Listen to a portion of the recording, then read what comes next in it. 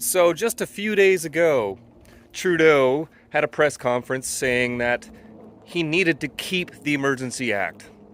Then there was a nice big run on the banks across Canada because of his freezing of accounts. And then all of a sudden, magically, 24 hours later, he decides to declare the emergency over. He tried to save face in a big way, but we're not going to let him get away with that, are we? No. He has a lot of trouble coming. The Canadian Constitution Foundation, a non-partisan registered charity, is taking him to court. And today I want to tell you about our case challenging the federal government's invocation of the Emergencies Act. We filed our notice of application on February 23rd, and a few hours later, Justin Trudeau announced that he was ending the emergency. But we are still proceeding with the case because it's imperative that the Prime Minister answer in court for his historic, abusive, and unconstitutional decision to invoke the Emergencies Act. Now, you want to follow their channel? I put the link below in the description of this video, so you should go and watch the entire thing, and they'll keep you up to date with what's going on. Honestly, personally, I think it needs to go a lot farther than this. I think that there needs to be challenges, and I believe there are in some capacity. There needs to be challenges to the government to make sure that this sort of thing never happens again.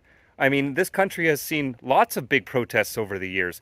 We had radical extremist environmentalists trying to block pipeline projects and even committing sabotage and vandalism to infrastructure. But Trudeau never froze their bank accounts. Instead, he sat down and negotiated with them. But for some reason, if you honk your horns and set up bouncy castles, you're now a domestic terrorist. They're going to freeze your bank accounts.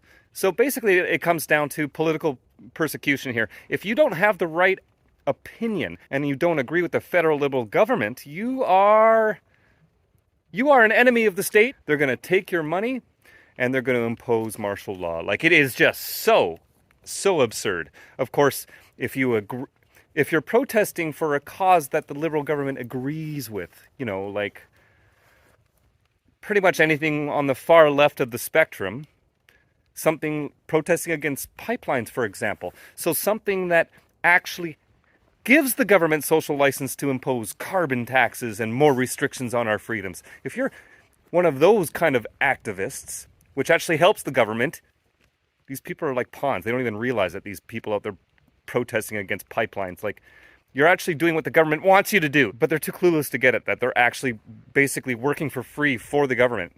They are giving the government social license to do these things. If you're one of those, it's totally okay. The Prime Minister will even sit down and chat with you. They'll work it out. Maybe if you're a convicted terrorist, Trudeau will give you a check for $10.5 million. But if you're a truck driver and you feed the homeless in downtown Ottawa, Nazi! In a world filled with tyrants, one leader is about to meet his match. They came, they honked. He ran away.